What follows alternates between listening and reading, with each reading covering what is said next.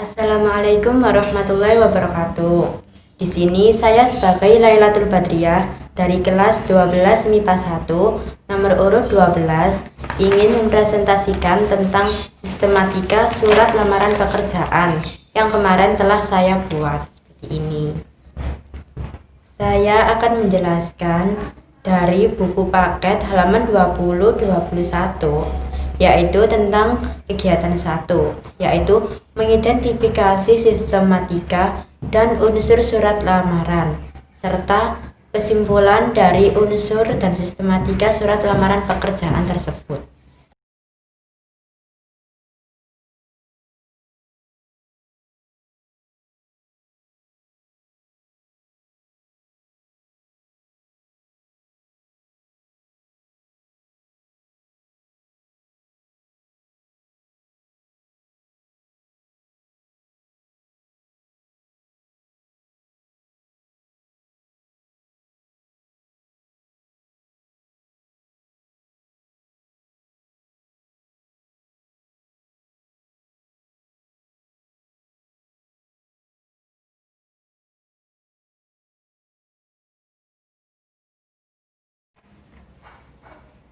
Yang pertama yaitu sistematika dan isi unsur-unsur surat lamaran pekerjaan. Sistematika yang pertama yaitu tempat dan tanggal pembuatan surat, yaitu ini Sidoarjo 21 Juli 2020. Nah, kesimpulannya, tempat dan tanggal pembuatan surat ini ditempatkan di bagian atas pojok kanan. Setelah itu,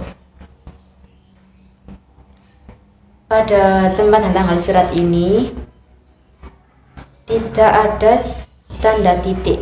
Jadi, pada tempat tanggal surat ini tanpa diberikan tanda titik karena ini bukan sebuah kalimat.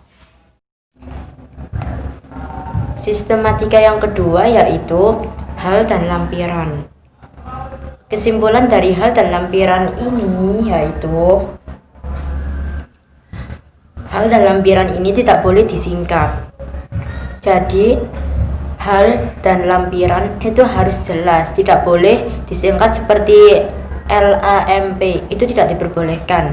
Setelah tulisan hal ini itu tidak boleh menggunakan angka, jadi harus ditulis dengan huruf seperti 5 lembar seperti itu. Nah, setelah itu hal dan lampiran ini menggunakan huruf kapital, jadi H dan L nya ini itu menggunakan huruf besar, tidak boleh menggunakan huruf kecil. Nah, setelah pada tulisan hal dan lampiran ya, hal itu menggunakan tanda baca titik 2. Setelah itu dilanjutkan dengan surat lamaran pekerjaan seperti itu. Nah, setelah itu hal titik 2 bawahnya itu juga lampiran titik 2 5 lembar seperti itu, seperti pada contoh berikut ini.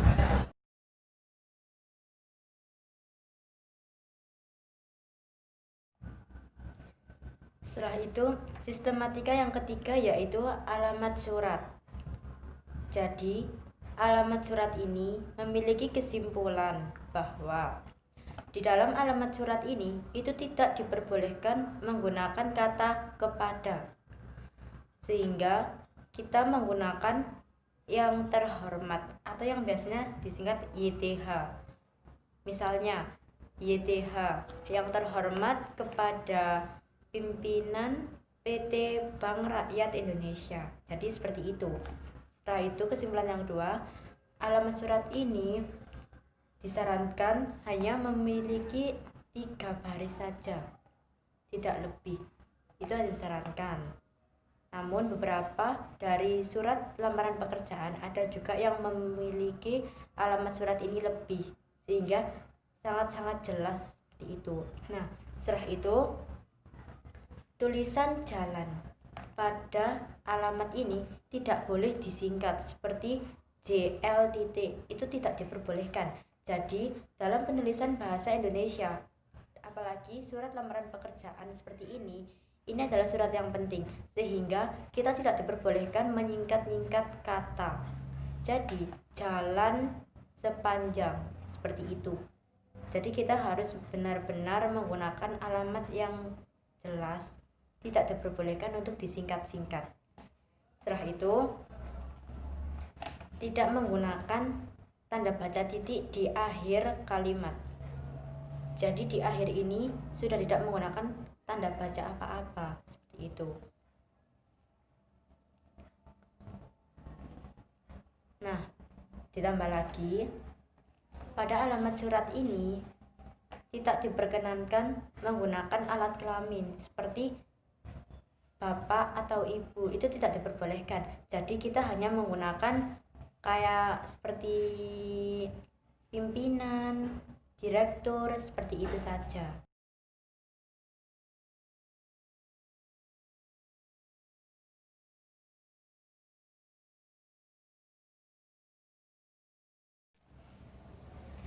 Sistematika yang keempat yaitu salam pembuka.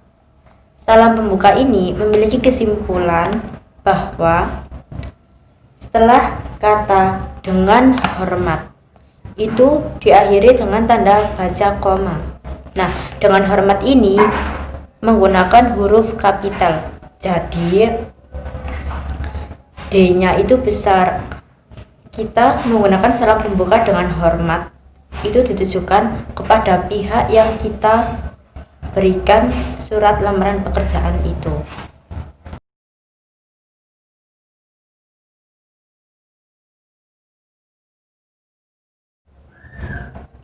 Sistematika yang kelima yaitu alinea pembuka. Jadi, pada alinea pembuka ini memiliki kesimpulan bahwa di dalam alinea pembuka ini harus menggunakan kata yang sangat sopan. Kita harus menggunakan kalimat yang efektif.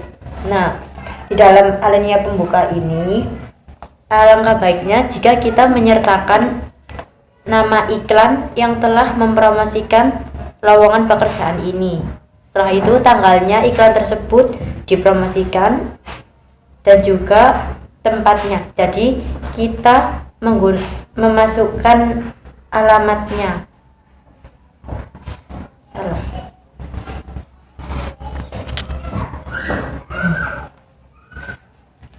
Sistematika yang kelima ini yaitu alinea pembuka. Jadi alinea pembuka ini memiliki kesimpulan bahwa di dalam alinea pembuka ini kita harus menggunakan kata yang sopan. Kita harus menggunakan kalimat yang efektif. Nah, alangkah baiknya juga jika kita menyertakan nama lowongan pekerjaan ini, kita menyertakan nama iklan yang telah mempromosikan lowongan pekerjaan ini. Seperti misalnya kita menemukan surat pekerjaan ini di web. Setelah itu kita sertakan juga webnya. Jadi kita menemukan alamat ini di www.web.id, misalkan seperti itu. Nah, tidak hanya di webnya saja, kita juga menyertakan di mana web ini tersebut mengeluarkan lowongan pekerjaan ini, pada tanggal berapakah itu. Jadi kita menyertakan tanggal serta alamat webnya yang mempromosikan lamaran lowongan pekerjaan ini. Seperti itu. Seperti contoh berikut ini.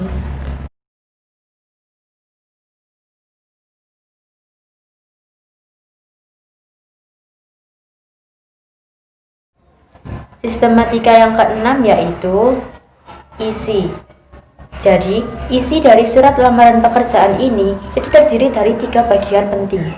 Yang pertama, maksud dan tujuan. Jadi, sebelum isi ini tadi, biasanya maksud dan tujuan ini digabung dengan alinea pembuka. Nah, maksud dan tujuan ini itu seperti kalimat yang oleh karena itu saya ingin, seperti kalimat dengan ini saya menyatakan seperti kalimat dengan ini saya mengajukan diri sebagai teller di bank BR. Seperti pada kalimat dengan ini saya mengajukan diri sebagai teller di Bank Rakyat Indonesia cabang Sepanjang. Seperti itu. Nah, tidak hanya itu saja. Pada isi surat ini itu dari maksud dan tujuan. Nah, setelah maksud dan tujuan itu terdapat identitas diri kita. Jadi, jika kita melamar pekerjaan, kita harus menyertakan identitas diri kita. Biasanya, dalam surat lamaran pekerjaan itu tercantum nama, tempat tanggal lahir, pendidikan terakhir, serta alamat kita. Jadi, kita harus menyertakan semua itu. Setelah maksud dan tujuan, di dalam isi surat lamaran pekerjaan itu juga terdapat lampiran. Maksudnya, kita menyertakan lampiran. Nah, lampiran ini kita gunakan, kita pakai itu sebagai syarat agar kita itu memenuhi syarat dari pihak yang telah kita berikan surat lamaran pekerjaan ini, agar mereka menerima surat lamaran kita, sehingga kita harus menyerahkan syarat tersebut. Jadi, setelah data diri identitas kita, di bawahnya itu terdapat lampiran. Jadi seperti lampiran. Dengan ini saya juga melampirkan yang pertama, fotokopi ijazah, seperti itu. Setelah itu daftar riwayat hidup, ya seperti itu.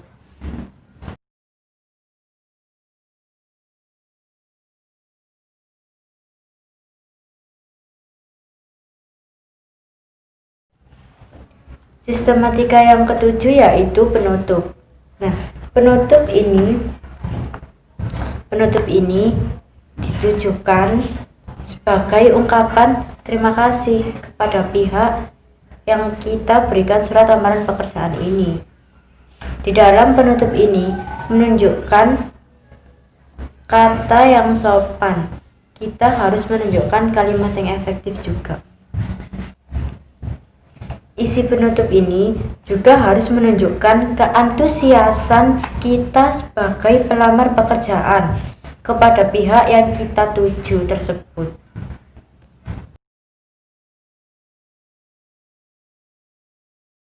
Sistematika yang ke-8 yaitu salam penutup. Nah, salam penutup ini biasanya terdapat di bawah sebelah kanan pojok kanan. Di atasnya tanda tangan dan nama terang. Salam penutup ini sama halnya dengan salam pembuka, yaitu menggunakan kata yang sopan. Salam penutup ini biasanya menggunakan kata hormat saya, seperti itu. Nah, kesimpulannya dari salam penutup ini di akhir katanya ini itu menggunakan tanda baca koma dan hormat. Huruf H-nya ini harus menggunakan huruf kapital, seperti itu. Seperti contoh berikut ini.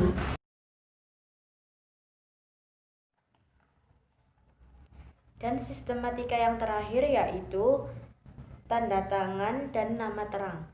Jadi itu berada di bawahnya salam penutup, di pojok kanan sebelah bawah. Nah, nama terang dan tanda tangan ini itu sebagai bukti bahwa kita telah menulis surat lamaran ini untuk ditujukan kepada pihak yang bersangkutan, seperti itu.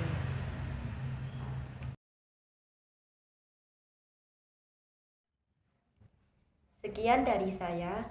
Wassalamualaikum warahmatullahi wabarakatuh.